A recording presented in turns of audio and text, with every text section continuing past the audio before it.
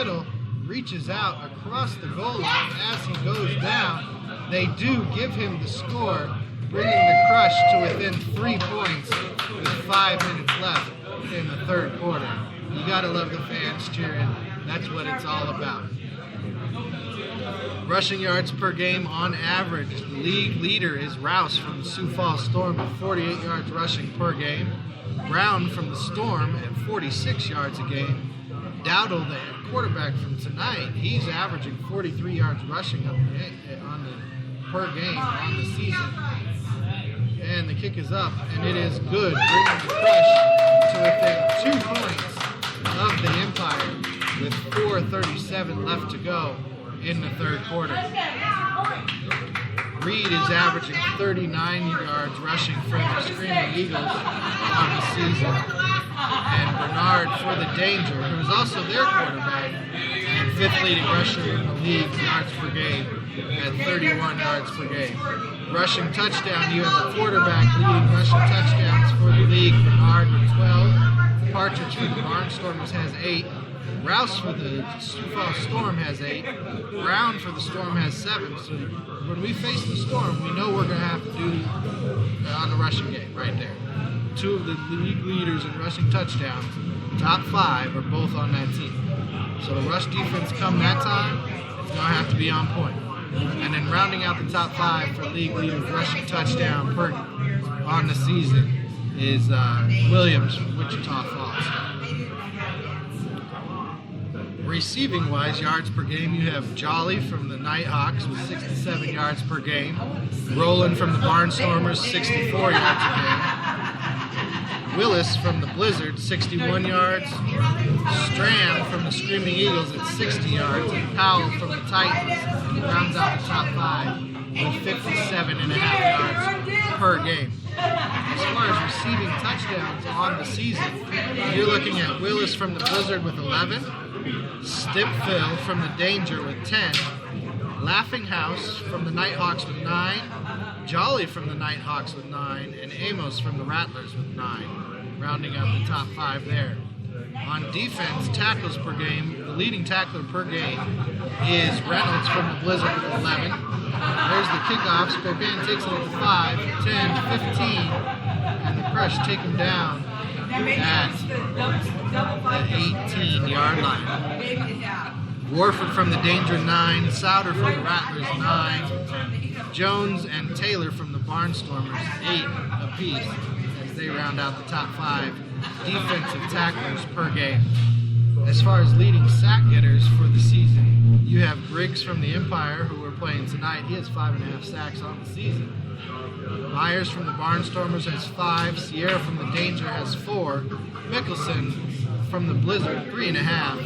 And Thomas from the Nighthawks also has 3. So those are your league leaders stat-wise from the IFL. We have 4 minutes left of the third quarter. 1st and 10, sweep to the left. The Crush take him down at about the 18-yard line.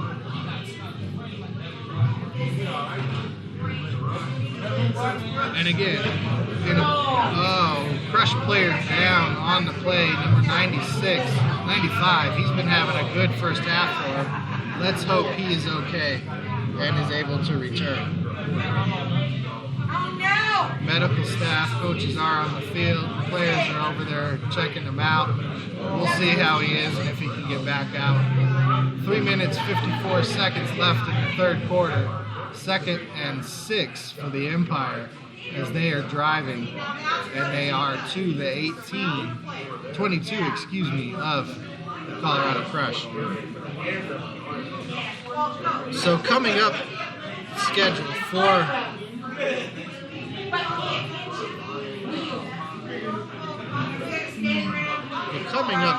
for the Crush.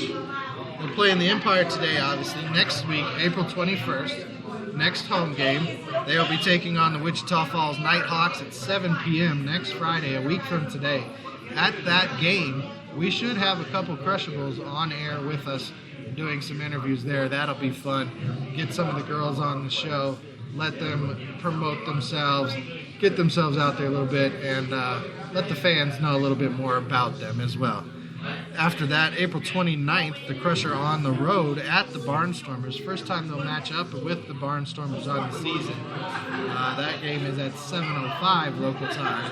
And then on May 7th, these are the next 3 games. On May 7th, the Crush will have the Screaming Eagles in town for their 3rd matchup on the season of those rivals. The Colorado Crush player has gotten up. He's walking off the field. There is a slight limp. We'll see if he's able to return to the field as he walks off with Coach Jefferson, it looks like, towards the bench there in the end zone. All right, as they clear the field, it will be 2nd and 6 from their 22, not the Crush 22, excuse me, from their 22 for the Empire. The Empire are on the ball. They are set. They have 2 receivers to each side of the quarterback. Nobody in the backfield. He's reading the defense. Sends a guy in motion. It is a pass play. Looking. Goes deep, out of bounds. 3rd and 6 for the Empire on the play as the Crush gave the Dowdle nowhere to throw that ball. And that's the best part. This is what I love about the IFL. The balls that go into the stands, the fans get to keep them. Now, I have seen where teams have run out of game balls and they had to ask for them back. However, 99% of the time, if the ball does go into the stands, the fans get to keep the ball. It's a pretty cool experience. You know, in the NFL, ushers will come down and ask for the ball back. You're not going to get any of that in the IFL. It is a very fan-oriented experience. 3rd and 6, ball snapped, high snap. Quarterback throws to the left, out of bounds, incomplete, bringing up a 4th and 6 for the Empire. Let's see what they choose to do here. Will they go for it on 4th and 6, or will they go for the field goal? Again, since the ball went into the stands, the fans get to keep the ball. Very excited little girl on that play as her mom caught the pass and gave her the ball. Very cool. Same thing you will get if you come out to the Budweiser Event Center and watch a Colorado Crush game live. Again, we're giving away 4 tickets. All you have to do is text in to 720-515-5597 with the answers to these 3 questions. What year was Colorado Crush defensive coordinator Marvin Jones named Sporting News College Football Player of the Year? What college? Spokane misses the field goal attempt on that play, and the Crush still trail 24-26 with 2 minutes left in the 3rd quarter. So those 3 questions again are: what year was Colorado Crush defensive coordinator Marvin Jones named Sporting News College Football Player of the Year? What college did he play for? And what was the score? How many points did the Crush give up in the first half? Or what was the score? Either one will work. And again, text your answers in to 720-515-5597. The Crush start with the ball at their 5-yard line after the missed field goal. Adler is under center. It is a fake handoff. He goes deep to the right-hand side, and it is incomplete to number 4 as the defender is able to knock that ball away. Good pass, good effort from the receiver on the play as he goes up, high points the ball, brings it down, but as he lands, the defender is able to jar it loose, and it is incomplete on the play, bringing up a 2nd and 10 from the Crush 5-yard line. We have 1 minute left in the 3rd quarter. Then we'll have Tim Lucas, wide receiver of your Colorado Crush, live with us for just a few minutes as we ask him some questions, just like we were able to do with Jamil in the first half. We have a run play, run off the right side. He gets free to the 12-yard line, bringing up a 3rd and short on this drive with 40 seconds left to go. in the third quarter. After we chat with Tim here in a little bit, in just a few minutes, we'll get to the good, the bad, the ugly. We'll do some other sports headlines, and then in the fourth quarter, we'll let you finish out the game as we wait to see if anybody gets all three trivia question answers. The winner will be announced on our social media pages, so look forward to that if we don't have a winner by the end of tonight's game. And this is exclusive to my listeners, to Real Deal Sports Talk with KP listeners, as the fans here at the viewing party, unless they're listening, don't currently know about the contest. Ways you can follow the show: we do have an app in the Google Play App Store, Real Deal Sports Talk with KP. There's always our email address, rdst.wkp@gmail.com. The website, realdealsportstalkwithkp.com. Our Facebook page, Real Deal Sports Talk with KP. On Twitter at Real Deal KVP. And the Google Plus community, of course, Real Deal Sports Talk with KP. That is the end of the third quarter. With the Crush trailing 24-26, they will have a 4th and 3 when they come back at the beginning of the fourth quarter. Let's see if we can get Tim Lucas to come over and join us here for a few minutes. Tim, you ready? All right, man. All right, joining us now, coming over from the players' table, we have wide receiver from the Colorado Crush, Tim Lucas, joining us. I want to thank you, Tim, for taking some time out and speaking with us real quick. I'm going to ask you a few questions. Let's have you start off by just telling the listeners a little bit about yourself, your position, kind of your journey. Parents, man.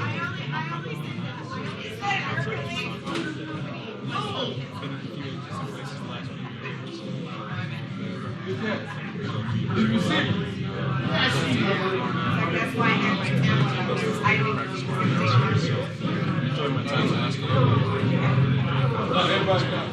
Very cool, very cool. You mentioned playing down in Brazil. What was that like?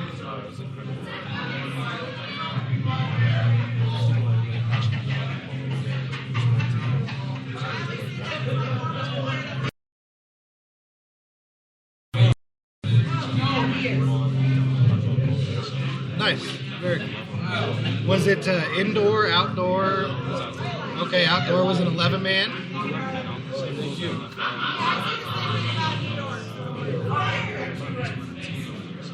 Wow. Very cool. Good to know. That's something I was not aware of. Being that you've played both the indoor and outdoor game, tell everybody a little bit about what you see as the biggest difference between the two.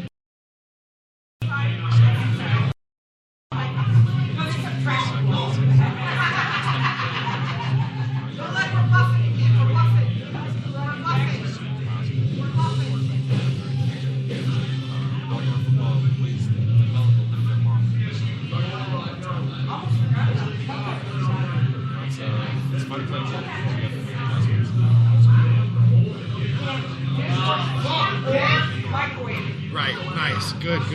That's something I'm sure the young listeners out there like to hear. What do you think the hardest part of the indoor game is? Is it the timing?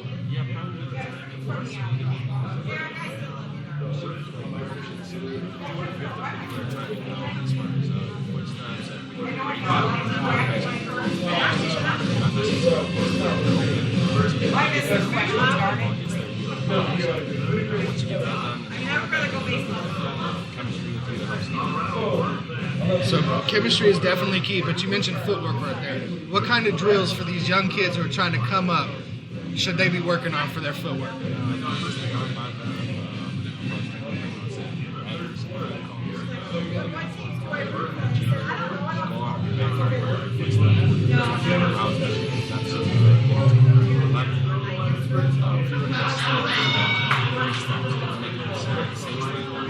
Intercepted!